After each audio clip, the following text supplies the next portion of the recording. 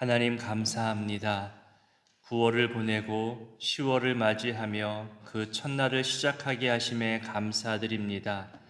매일매일이 새로운 날이며 또 기대되는 날이지만 결실의 계절이요 추수의 계절인 10월의 첫날을 기대하며 믿음으로 시작하게 하심에 감사드립니다. 1년의 새 분기를 보내고 남은 한 분기를 맞이하면서 한 해를 돌아보고 또 한 해를 준비하기도 합니다. 여러 감사함도 생길 것이고 여러 부족함과 아쉬움도 생겨날 텐데 수많은 감정과 상황 속에서도 하나님을 향한 신뢰와 감사의 마음을 지켜가는 신앙의 시간들 되게 하옵소서. 하나님, 10월 1일 오늘은 또한 국군의 날이기도 합니다. 우리나라 국방과 군인들을 생각하고 또 국군의 발전을 위한 날이오니 무엇보다 나라의 안보와 국방에 대해 올바른 가치관과 강력한 국방을 키워나가며 안전한 나라가 되게 하시되 하나님이 지키시는 나라 되게 하옵소서.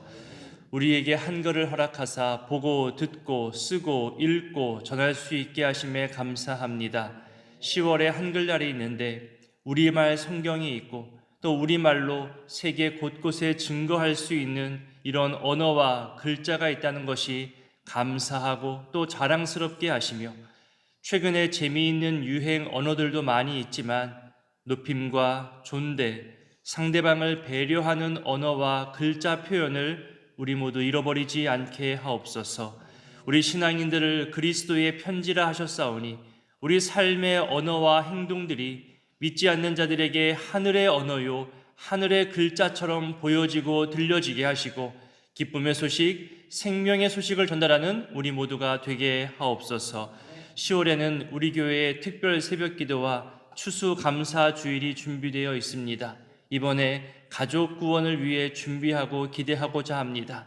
온 가족 믿음 생활하는 것이 하나님 은혜요 복 주심임을 알고 감사하게 하시고 가족 구원을 위해서 포기하지 않고 끝까지 인내하고 기도하며 응답받는 역사를 보게 하옵소서. 또한 10월의 마지막은 종교개혁의 날이기도 하오니 우리가 계속해서 개혁되어져야 하는 교회여야 하고 사람의 전통과 고집이 아닌 하나님의 통치 앞에서 끊임없이 돌아보고 회개하며 오직 성경, 오직 은혜, 오직 믿음, 오직 하나님께만 영광을 돌리는 종교개혁 정신을 잃지 않게 하옵소서. 하나님, 10월에 결혼하는 가정이 있습니다. 준비하는 모든 시간들이 아름답게 하시고 서로의 사랑과 신뢰가 더욱 깊어져 가며 많은 축하와 축복이 가득한 결혼 되게 하옵소서. 일교차가 큰 날씨의 변화 속에서 건강 상하지 않게 하시고 또 이 계절의 변화 속에서 창조 세계를 향한 감탄과 감동, 창조주 하나님을 찬양하고 감사하는 신앙도 더욱 커져가게 하옵소서. 하나님, 삶의 마지막을 느끼며 병원에 가까스로 입원하신 우리 장로님과 동행하여 주시고 2달 넘게 드시지 못한 그 연약한 몸과 지친 마음을 위로하여 주옵소서. 하나님의 부르심을 사모하는 그 마지막까지 붙잡고 있는 그 믿음을 주여 귀히 여겨 주옵소서. 또한 곁에서 그 자리를 지키며 가족 전체의 화목과 평안을 위해 보이지 않게 수고하는 그 가족들에게도 마음의 평안을 덧입혀 주옵소서. 이 외에도 회복을 위해 간구하고 사모하는 분들, 치료 중에 계신 분들, 오랜 시간 투병하며 지내는 분들, 몸의 연약함으로 걷는 것조차 잠자는 것조차 먹는 것조차 힘들어하는 분들이 있습니다. 또한 가족 구원을 위해 내가 대신 이 기도의 자리, 예배의 자리를 힘써 지키고자 하는 대표하는 마음으로 이 자리에 나오신 분들도 있고 가족의 아픔과 치료와 회복을 위해서 힘써 희생하며 헌신하는 그런 분들도 이 자리에 보입니다. 하나님, 이들 모두에게 회복과 치유의 은혜를 더하여 주옵소서. 하나님, 10월 한 달에도 우리에게 주님 주시는 참된 평안이 가득하게 되기를 원합니다. 수고하고 무거운 짐진 자들을 쉬게 하시고 또한 가볍게 하시는 주의 놀라운 은혜도 발견하게 하시고 또 그 은혜 가득가득 경험하게 하옵소서. 이 새벽에도 주님께 일천번제와 감사 예물로 올려드리오니 주님 그 마음의 중심을 헤아려 주시고 하나님 그들의 삶 가운데 하나님이 함께하고 계심을 나타내 보여 주옵소서. 이제 말씀 앞으로 나아가고자 하오니 성령님 함께하여 주시기를 소원하옵고 예수님의 이름으로 기도드립니다. 아멘. 오늘 말씀은 마태복음 10장부터 12장까지입니다. 마태복음 10장은 12제자를 부르시고 또 12제자의 이름을 소개하며 제자들을 보내면서 말씀하시는 내용이 기록되어 있습니다. 이 내용들은 앞선 5, 6, 7장의 산상수훈에 이어져서 또 다른 귀한 교훈의 말씀으로 평가되는 말씀이기도 합니다. 초대교회 공동체에게 선교와 전도에 대해서 도전을 주기 위해서 예수님의 전도가 어떤 것인지 알려주고 또 예수님께서 전도에 대해서 어떤 가르침과 설교가 있었는지를 마태가 그 말씀들과 가르침들을 모아서 전해주는 내용이기도 합니다. 먼저 제자를 부르신 것과 제자의 이름을 먼저 볼까요? 10장 1절부터 4절까지 읽습니다. 예수께서 그의 12제자를 부르사 더러운 귀신을 쫓아내며 모든 병과 모든 약한 것을 고치는 권능을 주시니라. 12사도의 이름은 이러하니 베드로, 그의 형제 안드레와 세베대의 아들 야고보와 그의 형제 요한, 빌립과 바돌로메, 도마와 세리마테, 알페오의 아들 야고보와 다데오, 곧 예수를 판 자라. 아멘. 1절 끝부분에 이런 권능을 주셨다라는 것은 마태복음 맨 마지막에 나오는 말씀과도 연관되어집니다. 내가 세상 끝날까지 너희와 항상 함께하겠다는 그 약속의 말씀이 지금 이렇게 이루어지고 있음을 알려주고 있는 거죠. 2절부터 제자들 이름이 나오는데 우리 어릴 때부터 노래로도 부르며 외운 익숙한 이름들입니다. 특히 마지막 이름 가룟 유다는 유일하게 이름 외에 예수님을 판 그 행적까지도 설명되고 있습니다. 이것은 나중에 이와 관련된 본문을 볼 때 더 자세히 보게 될 것입니다. 이렇게 제자들을 부르시고 나서 이제 파송하시면서 하시는 당부와 교훈의 말씀들이 이어집니다. 먼저 5절부터 15절까지는 전도의 대상, 전도의 내용, 또 사역자로서의 자세에 대해서 말씀합니다. 전도의 대상과 내용에 대해 우리 먼저 5절부터 7절까지를 읽어봅니다. 예수께서 이 12를 내보내시며 명하여 이르시되 이방인의 길로도 가지 말고 사마리아인의 고을에도 들어가지 말고 오히려 이스라엘 집에 잃어버린 양에게로 가라. 가면서 전파하여 말하되 천국이 가까이 왔다 하고, 이방인들의 길도 아니고 사마리아인의 고을도 아니고 이스라엘 집에 잃어버린 양에게로 가라 하죠. 마태복음은 또 다른 복음서에 비해서 유대인을 위해 쓴 복음서이기 때문에 더더욱 유대인들과의 관계성에 대해서 언급합니다. 이방인이나 사마리아인이 아니라 이스라엘 백성들에게 선교의 1차 초점, 그러니까 1차 전도 대상자는 바로 우리 가족, 우리 민족, 우리 나라라는 거지요. 어제 본문인 바로 앞에 9장 36절을 보면요, 이스라엘이 어떤 상태냐를 말해줍니다. 목자 없는 양과 같이 고생하며 기진함이라고 불쌍히 여긴다고 그렇게 표현하고 있잖아요.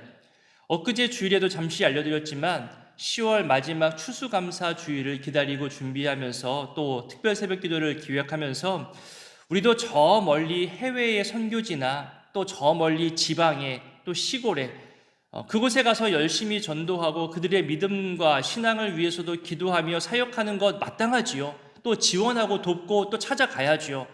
하지만 우리 가까이, 우리 안에 있는 사람들도 먼저 헤아려 보고 생각하는 시간이 되었으면 좋겠습니다. 특히 가장 가까이 있는 가족들, 믿지 않는 남편이나 아내가 있을 겁니다.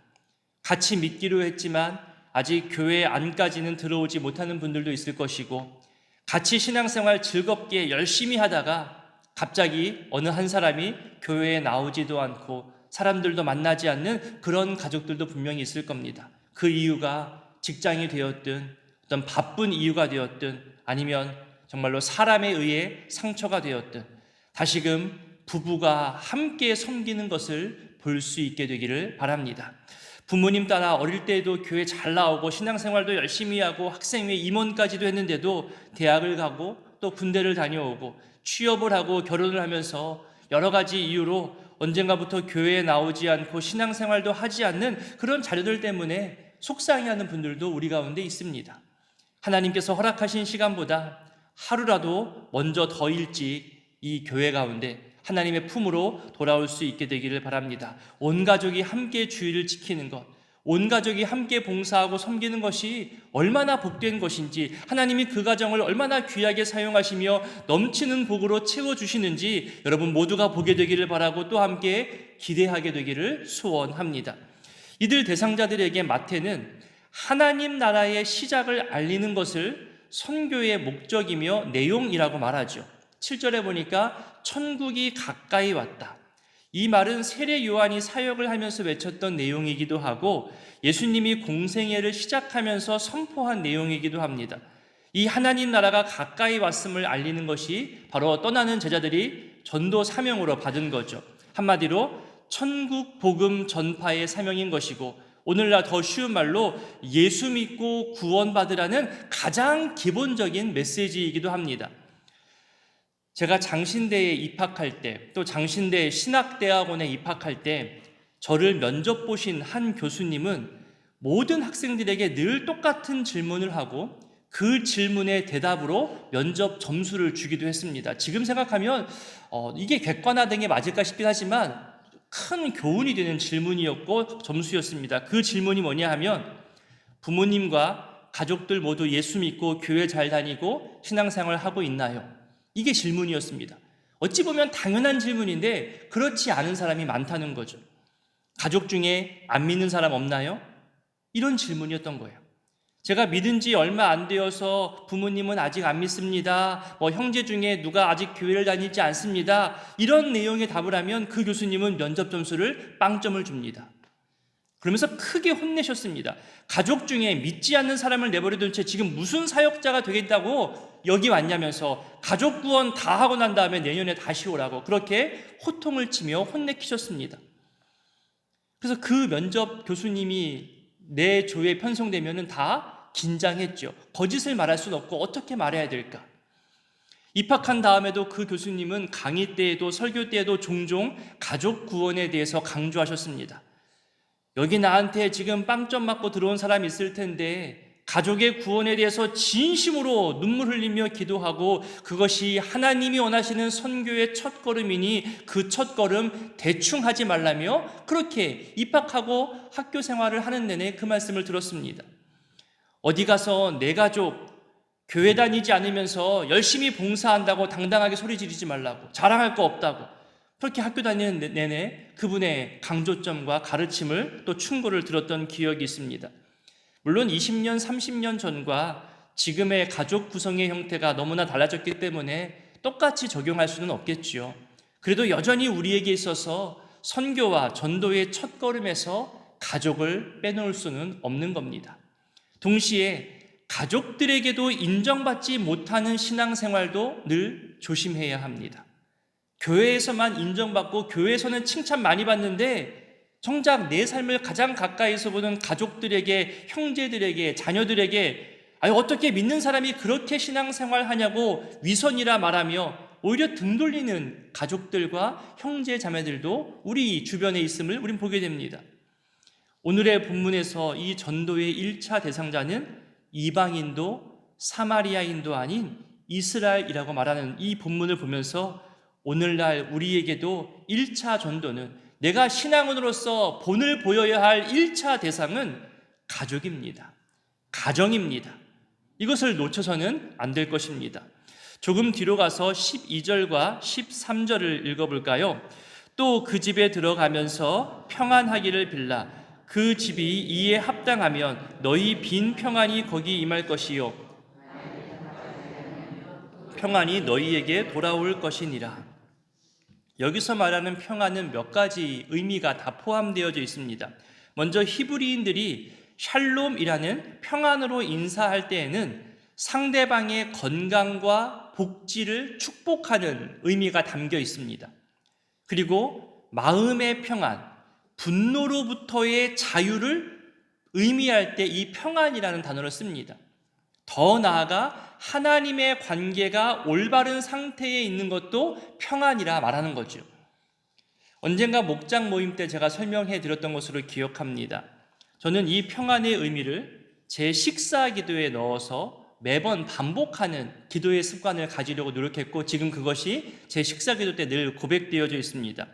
식사를 위한 감사의 기도를 한 다음에 맨 마지막에 저는 이 문구를 빼놓지 않습니다. 건강하게 하시고 내 몸과 마음과 생각과 감정에 평안을 더하여 주시기를 원합니다. 하나님과의 올바른 관계와 예수님의 통치를 신뢰하며 살아가기를 원합니다. 이것이 제가 성경에서 발견한 평안에 대한 뜻이고 제 삶에 적용하는 기도문이기도 합니다. 그래서인지 저는 마음 상하고 분노할 일이 생기다가도 하룻밤 자고 나면 그걸로 내가 마음 쓸 일이 있나, 또 마음 편해지기도 하고 별일 아닌 것처럼 여겨지기도 합니다. 마음이 가벼워지죠. 또 매일매일 새벽 말씀과 기도문을 작성하기 위해서 몇 시간 이렇게 말씀 중심으로 매달리다 보면요, 그런 상한 감정으로 말씀을 대할 수 없잖아요. 내가 이 분노의 마음으로, 섭섭한 마음으로, 속상한 마음으로 기도를 준비하고 말씀을 준비하는 것 자체가 첫 출발부터 안 맞다 보니까요, 이렇게 말씀을 대하다 보면 자연스럽게 그런 감정이 또 사라지게 되고 약해지기도 하는 것이 마땅합니다. 여담이지만 그래서 오해도 받습니다. 저는 정말 아무렇지도 않고 하룻밤 자고 나면 괜찮거든요. 근데 몇몇 사람들은 저 목사 억지로 웃네, 아무렇지도 않은 척 한다면서 그렇게 오해하기도 합니다. 본인들 경험, 본인들 수준, 본인들 해석으로 그렇게 오해할 수 있지요.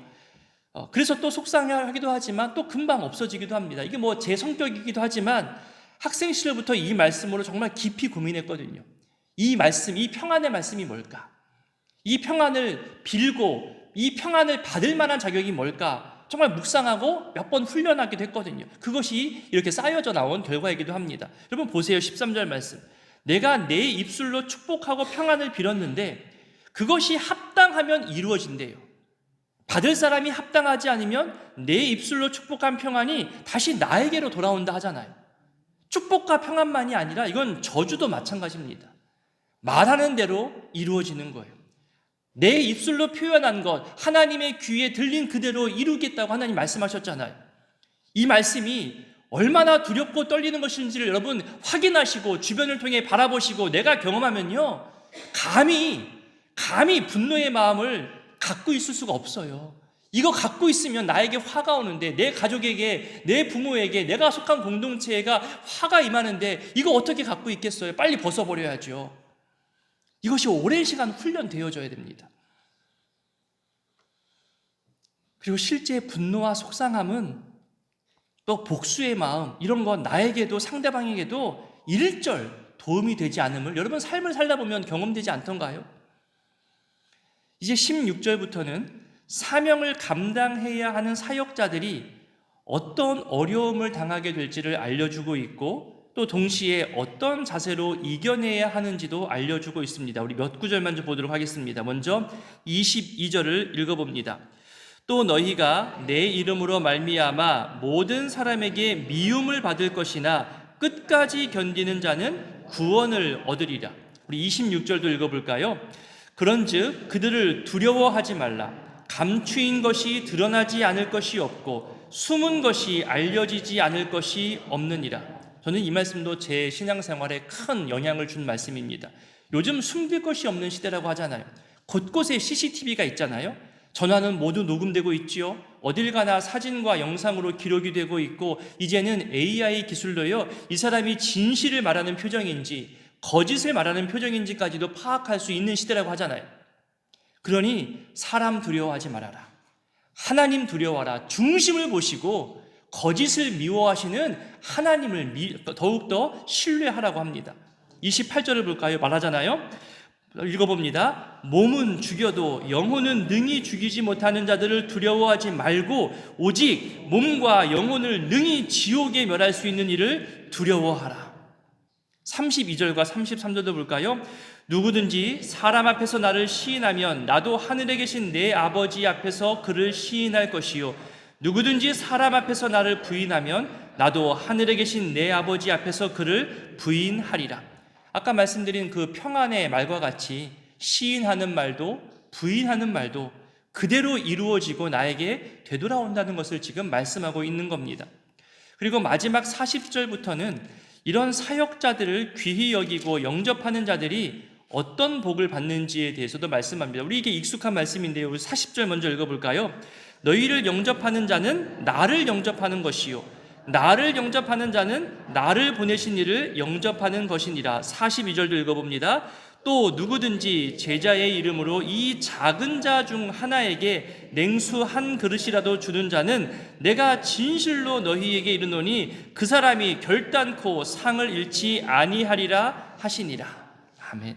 이제 11장에 가서는 세례 요한과 관련된 내용이 나오고 뒷부분은 우리가 잘 알고 있는 유명한 말씀이죠. 수고하고 무거운 짐진 자들에게 쉼을 주시는 말씀이 나옵니다. 그러면서 그 사이에 악한 세대를 향해서 회개하지 않는 자들에 대해서도 무섭게 경고하는 내용이 나오는데요. 우리 11장 20절을 한번 읽어보겠습니다. 예수께서 권능을 가장 많이 행하신 고을들이 회개하지 아니하므로 그때에 책망하시되, 그러면서 계속 화 있을 찐자면서 나오잖아요. 여러분, 권능의 사역을 가장 많이 행하셨대요. 하지만 그곳에 있던 사람들은 보여지는 것에만 관심을 가졌다는 거죠. 기적만 신기했다는 것이죠. 천국 복음 앞에서 그 선포된 구원의 메시지 앞에서 회개하지 않으면 이렇게 책망하신다는 겁니다. 누군가를 지적할 줄만 알고 자기 자신의 잘못은 발견하지도 못하고 감추려고만 하는 사람들이 많잖아요. 신앙생활에서도 지적하고 평가하기 전에 나를 돌아보고 내 실수와 내 잘못들을 발견하고 돌이키는 것이, 그래서 신앙생활에서도 이것이 중요합니다. 12장에 넘어가서는 이제 예수님과 바리새인들 사이에 갈등이 점점 깊어져 가는 것을 보여줍니다. 안식일에 밀 이삭을 잘라먹은 사건, 안식일에 손 마른 자를 고쳐주는 사건, 이런 논쟁들이 나옵니다. 이때 바리새인들의 반응을 볼까요? 우리 12장 14절을 읽어보겠습니다. 바리새인들이 나가서 어떻게 하여 예수를 죽일까 의논하거늘 마음에 안 들면 내팽겨치고 내 마음에 통하지 않으면 해하려 하는 것은 예나 지금이나 늘 있어 왔습니다. 앞서 설명드린 대로 분노의 마음, 속상한 마음을 그날 바로 해결하지 않으면 계속 쌓여지게 되죠. 그리고 그 마음에, 그 분노의 마음에 내 중심이 빼앗겨집니다. 제가 몇 번 강조해 드린 것으로 기억합니다.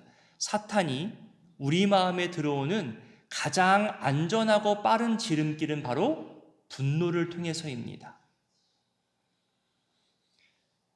그 감정과 마음에 내 이성과 내 마음 중심까지, 내 판단력까지 빼앗겨 버릴 때 있지요. 일이 끝날 때까지 멈추지 않습니다. 여러분, 싸우는 사람들을 가만히 보십시오.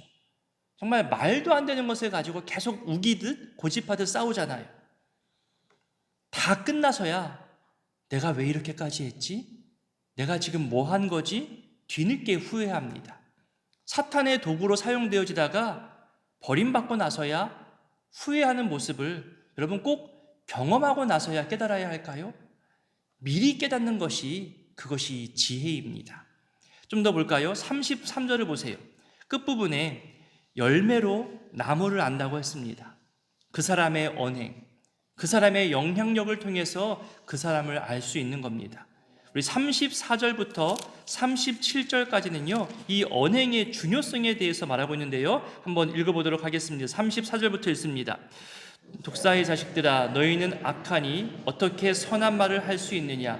이는 마음에 가득한 것을 입으로 말함이라. 선한 사람은 그 쌓은 손에서 선한 것을 내고 악한 사람은 그 쌓은 악에서 악한 것을 내느니라. 내가 심판날에 이에 대하여 신문을 받으리니 내 말로 의롭다 함을 받고 내 말로 정죄함을 받으리라. 여러분, 이 말씀이 얼마나 두렵고 떨리는지 더 깊이 받아들였으면 좋겠습니다.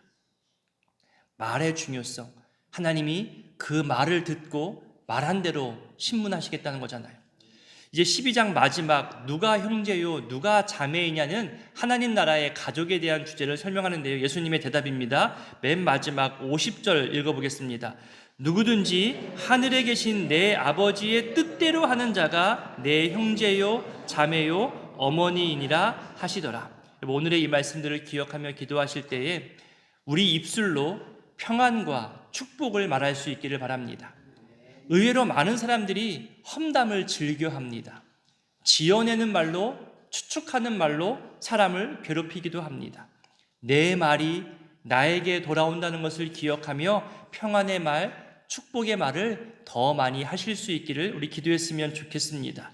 가족 구원과 온 가족 믿음의 삶을 위해서 기도하시고 또 수고하고 무거운 우리 삶의 문제들을 우리 주님이 가볍게 하시고 또한 해결해 주시기를 기도하시는 그런 시간 되었으면 좋겠습니다. 주기도문으로 기도하겠습니다.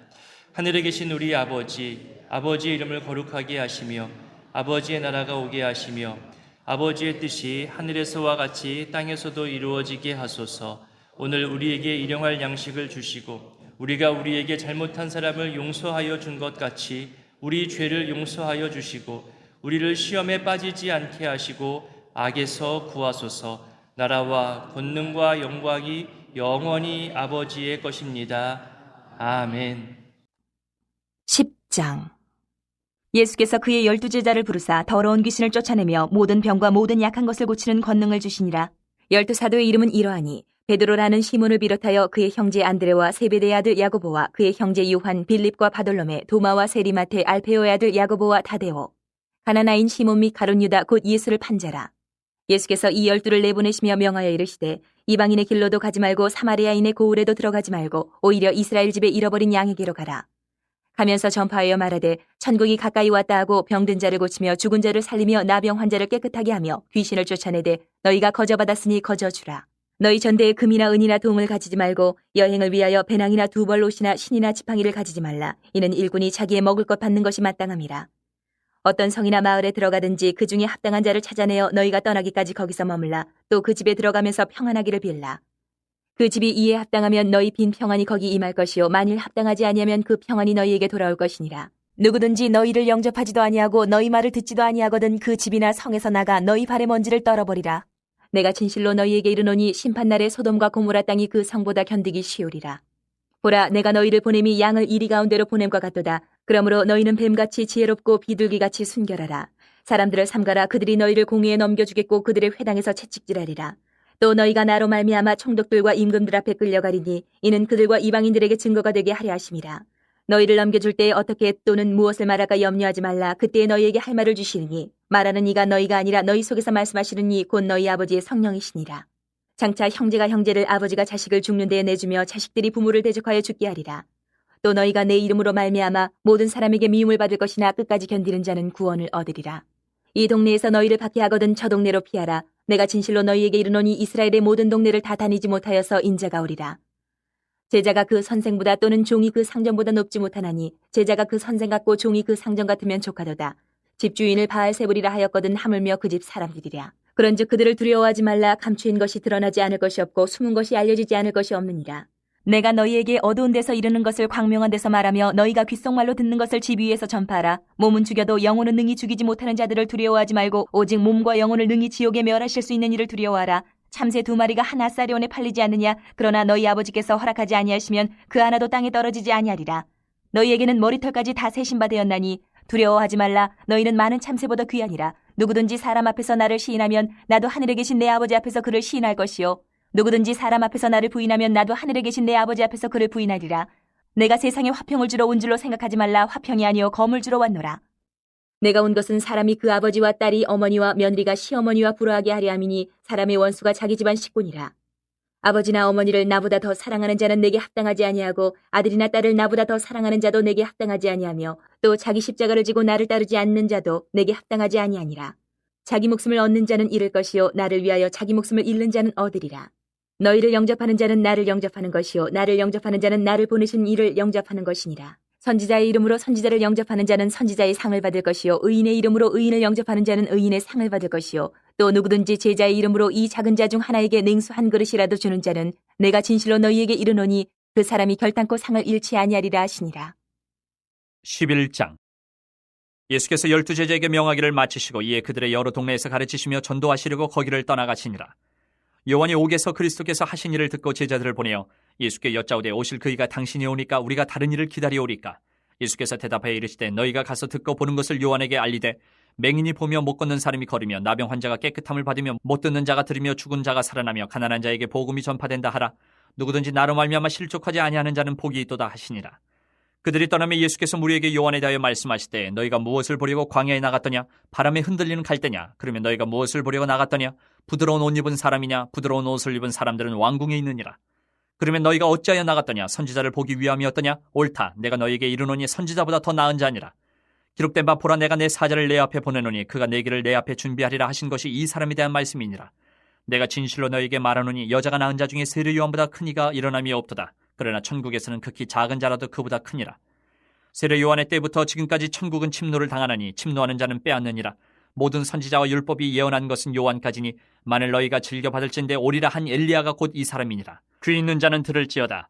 이 세대를 무엇으로 비유할까? 비유하건대 아이들이 장터에 앉아 제 동물을 불러 이르되 우리가 너희를 향하여 피리를 불어도 너희가 춤추지 않고 우리가 슬피 울어도 너희가 가슴을 치지 아니하였다 함과 같도다. 요한이 와서 먹지도 않고 마시지도 아니하며 그들이 말하기를 귀신이 들렸다 하더니 인자는 와서 먹고 마심에 말하기를 보라 먹기를 탐하고 포도주를 즐기는 사람이요 세리와 죄인의 친구로다 하니 지혜는 그 행한 일로 인하여 옳다함을 얻느니라. 예수께서 권능을 가장 많이 행하신 고을들이 회개하지 아니하므로 그때에 책망하시되 화 있을진저 고라시나 화 있을진저 베세다야 너희에게 행한 모든 권능을 두로와 시돈에서 행하였더라면 그들이 벌써 베옷을 입고 제에 앉아 회개하였으리라. 내가 너희에게 이르노니 심판날에 두로와 시돈이 너희보다 견디기 쉬우리라. 가버나움아 내가 하늘에까지 높아지겠느냐? 음부에까지 낮아지리라. 내게 행한 모든 권능을 소돔에서 행하였더라면 그 성이 오늘까지 있었으리라. 내가 너희에게 이르노니 심판날에 소돔 땅이 너보다 견디기 쉬우리라 하시니라. 그때 예수께서 대답하여 이르시되 천재의 주제이신 아버지여 이것을 지혜롭고 슬기 있는 자들에게는 숨기시고 어린아이들에게는 나타내심을 감사하나이다. 옳소이다. 이렇게 된 것이 아버지의 뜻이니이다. 내 아버지께서 모든 것을 내게 주셨으니 아버지 외에는 아들을 아는 자가 없고 아들과 또 아들의 소원대로 계시를 받는 자 외에는 아버지를 아는 자가 없느니라.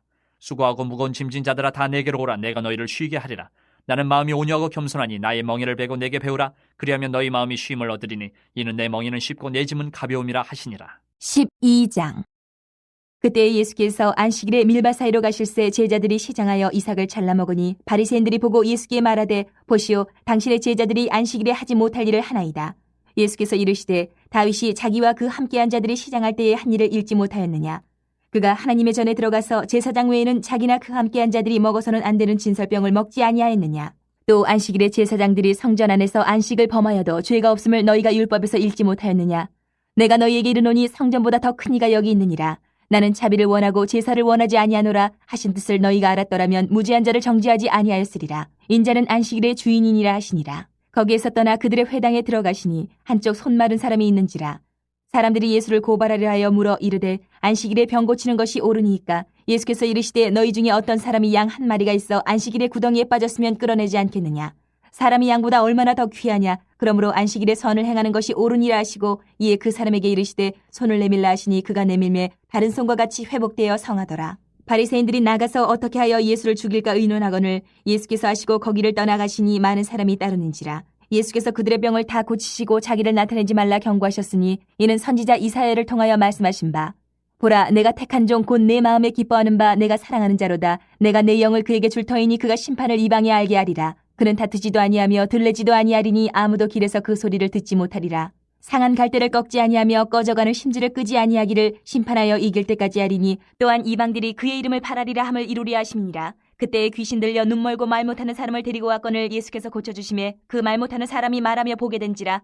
무리가 다 놀라 이르되 이는 다윗의 자손이 아니냐 하니 바리새인들은 듣고 이르되 이가 귀신의 왕 바알세불을 힘입지 않고는 귀신을 쫓아내지 못하느니라 하거늘 예수께서 그들의 생각을 아시고 이르시되 스스로 분쟁하는 나라마다 황폐하여질 것이요 스스로 분쟁하는 동네나 집마다 서지 못하리라. 만일 사탄이 사탄을 쫓아내면 스스로 분쟁하는 것이니 그리하고야 어떻게 그의 나라가 서겠느냐. 또 내가 바알세불을 힘입어 귀신을 쫓아내면 너희의 아들들은 누구를 힘입어 쫓아내느냐. 그러므로 그들이 너희의 재판관이 되리라.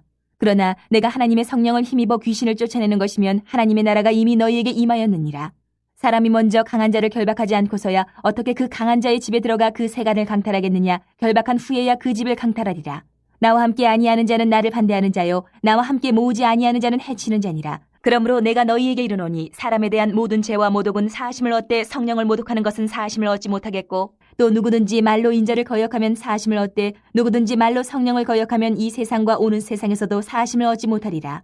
나무도 좋고 열매도 좋다 하든지 나무도 좋지 않고 열매도 좋지 않다 하든지 알아. 그 열매로 나무를 아느니라. 독사의 자식들아, 너희는 악하니 어떻게 선한 말을 할 수 있느냐? 이는 마음에 가득한 것을 입으로 말함이라. 선한 사람은 그 쌓은 선에서 선한 것을 내고 악한 사람은 그 쌓은 악에서 악한 것을 내느니라. 내가 너희에게 이르노니 사람이 무슨 무익한 말을 하든지 심판날에 이에 대하여 신문을 받으리니 내 말로 의롭다함을 받고 내 말로 정죄함을 받으리라. 그때의 서기관과 바리새인 중 몇 사람이 말하되 선생님이여 우리에게 표적 보여주시기를 원하나이다. 예수께서 대답하여 이르시되 악하고 음란한 세대가 표적을 구하나 선지자 요나의 표적밖에는 보일 표적이 없느니라.